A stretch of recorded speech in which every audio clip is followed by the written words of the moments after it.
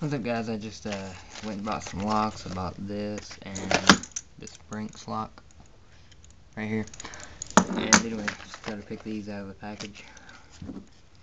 And last time I tried to do one of these, of course, the package was tougher than the lock. So let's see how this one is.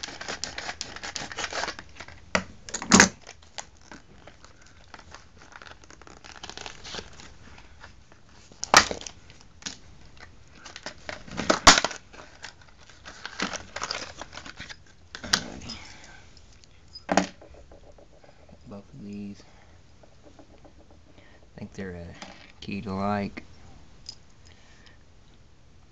Right here with it is. Try to pick them for you.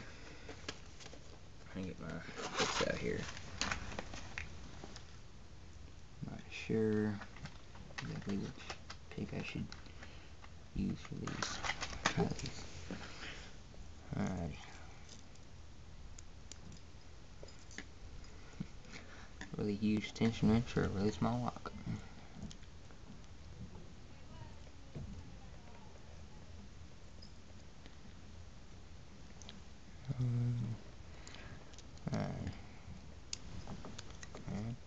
Well, there you have it.